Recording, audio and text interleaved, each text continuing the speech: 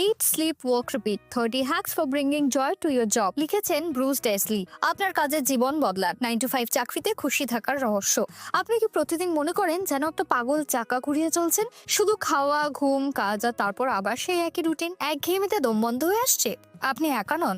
সারা পৃথিবীতে লক্ষ লক্ষ মানুষ সকালে ঘুম থেকে উঠে অফিস যাওয়ার কথা ভেবে মুড খারাপ করেন, দুপুরে লাঞ্চ ব্রেক মিস করেন আর নিজের সমস্ত এনার্জি শেষ করে দেন। কিন্তু ভাবুন তো, যদি একটা ভালো রাস্তা থাকতো। এই ভিডিওতে আমরা এমন কিছু দারুণ গোপন তথ্য শেয়ার করব যা আপনার কাজের জীবন পুরোটাই পাল্টে দিতে পারে। ভাবুন তো, যদি আপনার মানডে ব্লুজ বদলে যায় মানডে এনথুজিয়াজমে, স্ট্রেসকে বদলে ফেলে আপনার শক্তিতে, আর সেই ক্লান্তি মুছে ওয়ার্ক প্লেসে নতুন এনার্জি পান। ব্রুস ডেসলির লেখা ইট, স্লিপ, ওয়ার্ক, রিপিট শুধু আরেকটা সেলফ হেল্প গাইড নয়, এটা একেবারে হাতে কলমে শেখানোর মতো একটা রোড ম্যাপ যা আপনাকে ওয়ার্ক প্লেস হ্যাপিনেস আনতে সাহায্য করবে। মোরাক সিমস আর অ্যারিন স্ট্যানলির চমৎকার ন্যারেশনে ভিডিও আপনার 30টা শক্তিশালী টিপস শিখিয়ে দেবে যেগুলো আপনার প্রতিদিনের কাজের রুটিনে আনন্দ আনবে। এই ভিডিওতে আপনি শিখবেন কেন আপনার বর্তমান কাজের ধারা আপনার ওয়ার্কপ্লেস হ্যাপিনেস নষ্ট করছে, সহজ কিছু স্ট্র্যাটেজি যেগুলো সাকসেসফুল প্রফেশনালরা ব্যবহার করে তাদের কাজ ভালোবাসতে, ওয়ার্ক লাইফ ব্যালেন্স নিয়ে এমন কিছু চমকপ্রদ সত্য যা খুব কম মানুষই জানে, কাল থেকেই কাজে লাগানোর মতো কিছু সহজ উপায় যা আপনার কাজ উপভোগ্য করে তুলবে। ভাবুন তো, জীবনে প্রায় 90,000 ঘন্টা আপনি কাজ করেন। এত সময় খারাপ লাগা নিয়ে কাটানো যায়? আপনি একজন ক্লান্ত এক্সিকিউটিভ হন, কিংবা স্ট্রেসড ম্যানেজার, কিংবা এন্ট্রি লেভেলের কর্মী যিনি আটকে আছেন, মনে করছেন এই ভিডিওতে এমন কিছু টিপস আছে যা আপনার কাজের জীবন বদলে দিতে পারে। আর সবচেয়ে বড় ব্যাপার কি জানেন? সমাধানটা নতুন কাজ খোঁজা বা কম কাজ করার মধ্যে নেই, বরং আপনার বর্তমান চাকরির মধ্যেই ছোট ছোট পরিবর্তন আনা যা পুরো বিষয়টাকে উপভোগ্য করে তুলতে পারে। এগুলো কোনো থিওরি নয়, এগুলো প্রমাণিত টেকনিক যেগুলো আগে থেকে হাজারো প্রফেশনালকে সাহায্য করেছে। ভিডিওর একদম শেষ পর্যন্ত দেখুন, কারণ আমরা শেয়ার করবো এমন একটা শক্তিশালী টেকনিক যা আপনার কাজের অভিজ্ঞতা পুরো বদলে দিতে পারে। এই একটা স্ট্র্যাটেজি আপনার মন থেকে চাকরির ভয় মুছে মানডে মর্নিংসকেই উপভোগ্য করতে পারবে। আর দেরি করবেন না, প্রতিদিনের কাজের অসুখী জীবন থেকে বেরোনোর যাত্রা এখান থেকেই শুরু। কর্মস্থলের অসন্তোষ এক নীরব মহামারী। কর্মস্থলের অসন্তোষ একটা গুরুতর সমস্যা যা সারা পৃথিবীতে লক্ষ লক্ষ কর্মীকে প্রভাবিত করছে। গবেষণা বলছে চাকরি নিয়ে সন্তুষ্টি আর কর্মীদের সুস্থতার অবস্থা ভয়াবহ রকমের খারাপ। প্রায় অধিকাংশ কর্মী তাদের কাজে খুবই অসুখী। আমেরিকায় 83% কর্মী বলছেন তারা কাজের জন্য প্রচন্ড স্ট্রেসে ভুগছেন। ব্রিটেনে অর্ধেকেরও বেশি কর্মী নিজেকে বার্নড আউট মনে করেন। দৈনন্দিন জীবনের কাজগুলোর মধ্যে কাজ করা প্রায় সবার তালিকায় শেষের দিকে, শুধু বিছানা অসুস্থ পড়ে থাকার ঠিক ওপরে। কর্মস্থলের অসন্তোষের পরিণতি মারাত্মক। এটি শারীরিক এবং মানসিক স্বাস্থ্যের উপর ব্যাপক প্রভাব ফেলে। গবেষকরা স্ট্রেসফুল কাজের সঙ্গে এমন কিছু ভয়ানক স্বাস্থ্য ঝুঁকির সন্ধান পেয়েছেন যা অবহেলা করা যায় না। ইউনিভার্সিটি অফ সাউদার্ন ক্যালিফোর্নিয়ার একটি গবেষণায় দীর্ঘ সময় ধরে কাজ করা ইনভেস্টমেন্ট ব্যাংকারদের জীবন বিশ্লেষণ করা হয়। ফলাফল ছিল ভয়াবহ। 4 বছর পর তারা গুরুতর স্বাস্থ্য সমস্যার শিকার হন।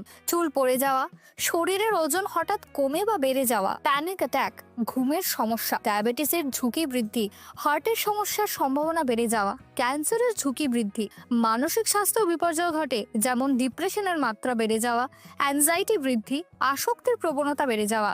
কর্মস্থলের অসন্তোষ শুধু কর্মীদের ক্ষতি করে না, ব্যবসার উৎপাদন ক্ষমতাও ধ্বংস করে। ওয়ারউইক ইউনিভার্সিটির গবেষণায় দেখা গিয়েছে সুখী কর্মীরা অসুখী কর্মীদের তুলনায় 22% বেশি প্রোডাক্টিভ। স্ট্রেস সরাসরি কাজের পারফরমেন্সে প্রভাব ফেলে। ঘুমের অভাব বিভিন্ন ইন্ডাস্ট্রিতে কাজের ভুল বাড়িয়ে দেয়, যেমন স্বাস্থ্যসেবা বা সেনাবাহিনীতে। ক্লান্ত কর্মীদের চিন্তা করার ক্ষমতা এবং কাজের মান দুটোই কমে যায়। স্পষ্ট বার্তা হলো, কর্মস্থলে সুখ জরুরি। এটি কর্মীদের স্বাস্থ্য, মানসিক শান্তি এবং কাজের সামগ্রিক মানের উপর বিশাল প্রভাব ফেলে। এখন সময় এসেছে কর্মী এবং মালিকদের একসঙ্গে কাজ করে আরও স্বাস্থ্যকর এবং সাপোর্টিভ কাজের পরিবেশ গড়ে তোলার। স্ট্রেস সৃজনশীলতার নীরব শত্রু। স্ট্রেস হয়তো প্রথমে মনে হতে পারে প্রোডাক্টিভিটির জন্য ভালো, কিন্তু গবেষণা বলে ভিন্ন কথা। অনেকেই মনে করেন চাপের মধ্যে থাকলে তারা বেশি ভালো কাজ করেন, তবে বিজ্ঞান প্রমাণ করেছে এটা একেবারেই ভুল ধারণা। হার্ভার্ড বিজনেস স্কুলের গবেষক টেরেসা আমাবিলি একটা চমকপ্রদ বিষয় আবিষ্কার করে। কর্মীরা যখন প্রচন্ড চাপের মধ্যে থাকেন তখন তারা ভাবেন তাদের কাজ বেশি সৃজনশীল, কিন্তু বাস্তবটা ঠিক উল্টো। স্ট্রেস কিভাবে সৃজনশীলতাকে ধ্বংস করে? নিউরোসায়েন্সের কারণ ব্যাখ্যা করে। চাপের মধ্যে থাকলে আমাদের মস্তিষ্কে বড় ধরনের পরিবর্তন ঘটে। অ্যাড্রেনালিন তাৎক্ষণিকভাবে মস্তিষ্কে উদ্দীপিত করে, ভয়ের সিস্টেম সক্রিয় হয়ে যায়, মস্তিষ্কের নতুন কিছু খোঁজার ক্ষমতা বন্ধ হয়ে যায়, ঝুঁকি নেওয়া কঠিন হয়ে পড়ে। বাস্তব উদাহরণ দ্য স্ট্রোকস। এই বিখ্যাত রক ব্যান্ড বিষয়টা পরিষ্কারভাবে তুলে ধরে। তাদের 2001 সালের প্রথম অ্যালবাম ছিল বিশাল সাফল্যে, কিন্তু এর পরের চাপ তাদের সৃজনশীলতাকে ভেঙে দেয়। দ্বিতীয় অ্যালবাম মিশ্র প্রতিক্রিয়া পায়। সমালোচকরা বলেন তাদের সঙ্গীতে মৌলিকত্বের অভাব ছিল। কেন চাপ সৃজনশীলতাকে মেরে ফেলে? চাপের কারণে মানুষ নিরাপদ পথে হাঁটে, পুরনো পদ্ধতিগুলোতে আটকে থাকে, ঝুঁকি নিতে ভয় পায়, সৃজনশীল ক্ষমতা কমিয়ে ফেলে। জৈবিক প্রক্রিয়া। চাপের সময় আমাদের মস্তিষ্ক সার্ভাইভাল মোডে চলে যায়। নতুন ধারণা খোঁজার বদলে আমরা পরিচিত পথে ফিরে যাই। এই জৈবিক প্রতিক্রিয়া আমাদের রক্ষা করে, কিন্তু সৃজনশীলতাকে শেষ করে দেয়। ব্যবসা এবং ব্যক্তিগত প্রভাব।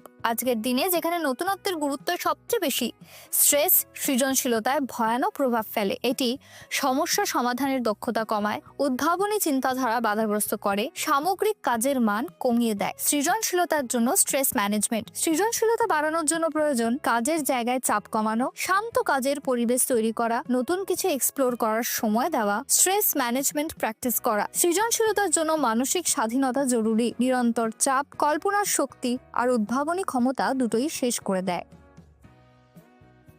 কর্মী সম্পৃক্ততা কেন গুরুত্বপূর্ণ? আজকের দিনে অনেক কর্মী তাদের কাজ নিয়ে অসন্তুষ্ট। এটা শুধু কর্মীদের জন্য নয়, বরং ব্যবসার জন্য একটা বড় সমস্যা। যখন কর্মীরা তাদের কাজে উদ্দীপনা অনুভব করেন না, তখন তারা কম প্রোডাক্টিভ আর কম সৃজনশীল হয়ে পড়েন। 2018 সালের একটি সমীক্ষা বলছে আমেরিকার 53% কর্মী তাদের কাজে সম্পৃক্ত নন, আর 13% কর্মী তো পুরোপুরি অসংলগ্ন। এর মানে হলো বেশিরভাগ কর্মী তাদের পূর্ণ সামর্থ্য দিয়ে কাজ করছেন না। কর্মদাতারা কি চান? কর্মদাতারা চান এমন কর্মী যারা শুধু মিনিমাম কাজ করে চাকরি টিকিয়ে রাখার জন্য নয়, বরং নিজের থেকে বাড়তি কিছু করার ইচ্ছে রাখেন। ব্যবসার ভাষায় একে বলে ডিসক্রিশনারি এফর্ট, মানে কাজের জন্য স্বতঃপ্রণোদিতভাবে বাড়তি চেষ্টা করা। সম্পৃক্ত কর্মীদের বৈশিষ্ট্য। সম্পৃক্ত কর্মীরা বেশি মোটিভেটেড, তারা তাদের কাজ এবং প্রতিষ্ঠানের প্রতি যত্নবান হন। এই কর্মীরা বাড়তি পরিশ্রম করেন কারণ তারা তাদের কাজের সঙ্গে সংযোগ অনুভব করেন। যখন কর্মীরা খুশি এবং মানসিকভাবে স্বস্তিতে থাকে, তখন তারা বেশি প্রোডাক্টিভ আর বেশি সৃজনশীল হয়ে ওঠেন। সম্পৃক্ত কর্মীদের প্রভাব। যেসব প্রতিষ্ঠানের কর্মীরা তাদের কাজে সম্পৃক্ত, সেখানে অবিশ্বাস্য ফলাফল দেখা যায়। এই কোম্পানিগুলোর মুনাফা গড়ের চেয়ে 4 গুণ বেশি, এমনকি তারা ইনোভেশনের জন্য 28 গুণ বেশি স্বীকৃতি পায়। কর্মী সম্পৃক্ততা বাড়ানোর উপায়। কর্মী সম্পৃক্ততা বাড়ানোর জন্য প্রথমেই বুঝতে হবে কর্মীরা কেন অসন্তুষ্ট।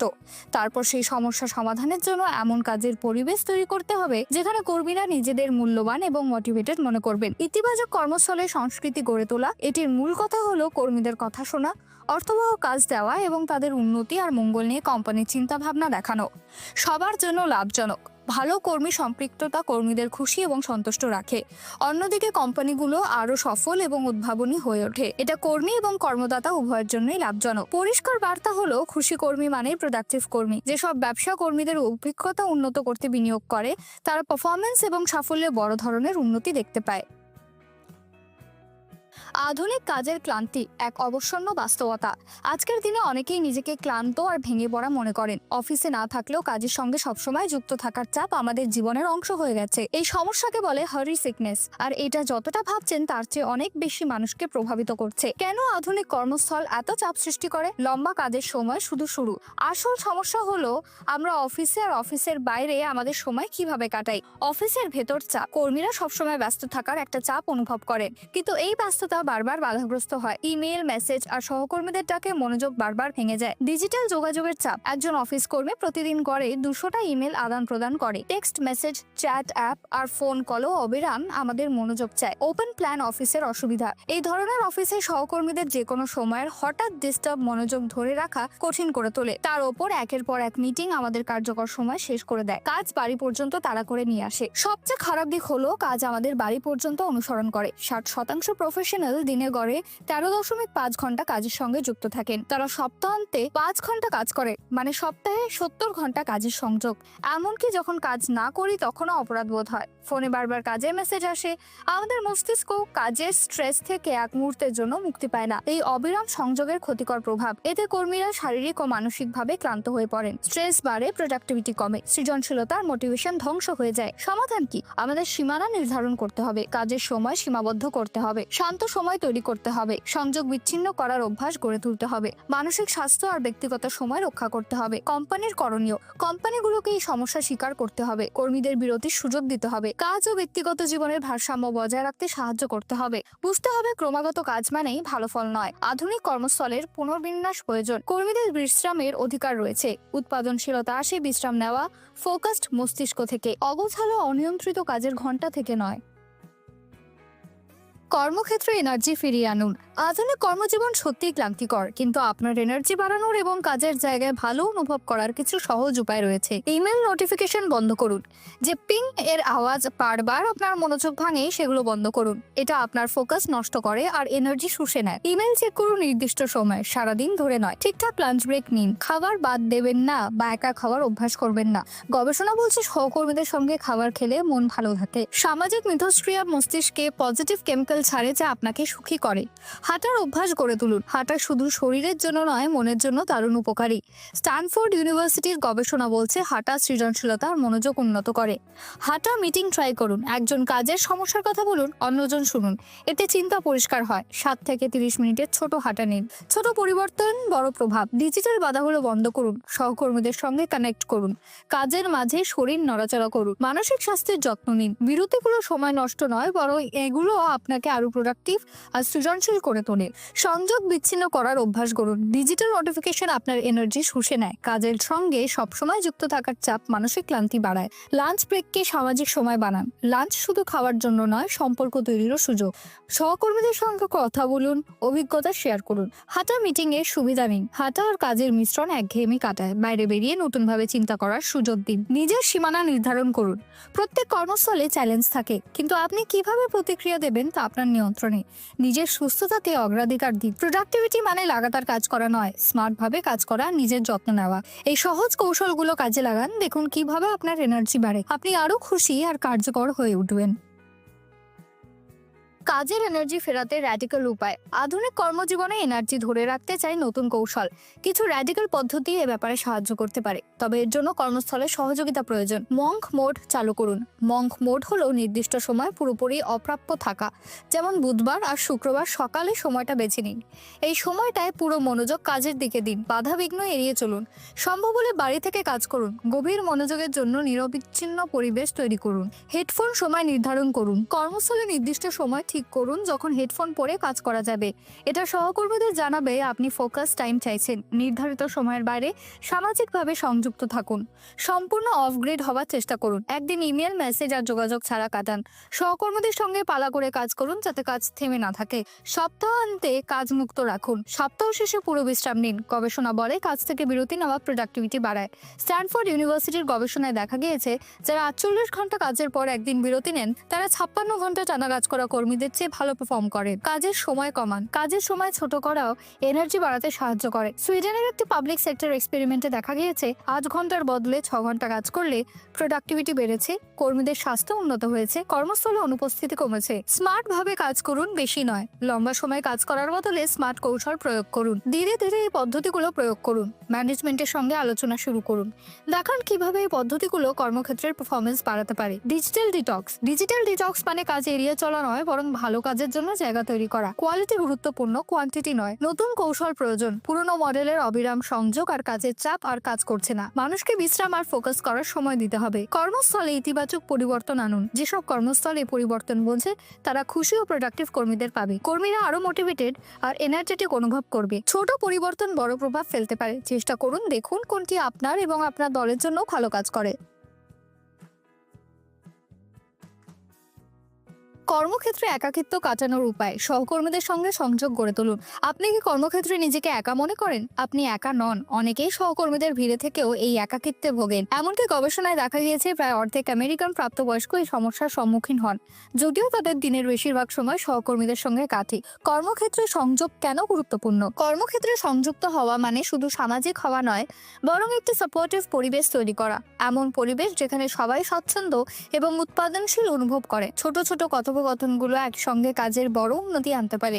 আনফর্মাল আলাপের শক্তি। অনানুষ্ঠানিক কথা বলা আপনার ধারণার চেয়েও বেশি গুরুত্বপূর্ণ। এই সাধারণ কথোপকথনগুলো সহকর্মীদের ভালোভাবে জানতে সাহায্য করে, কাজের টিপস শেয়ার করার সুযোগ দেয়, সমস্যার সমাধান সহজ করে, কর্মক্ষেত্রে খুশি বাড়ায়। গবেষণায় প্রমাণিত কর্মক্ষেত্রে উৎপাদনশীলতার অর্ধেক উন্নতি আনফর্মাল আলাপ থেকেই আসে। এই ধরনের আলাপ এন্ডরফিনস ছড়ায়, যা মানুষকে আরো আনন্দিত করে। সহকর্মীদের সংযোগ তৈরির সুযোগ তৈরি করুন।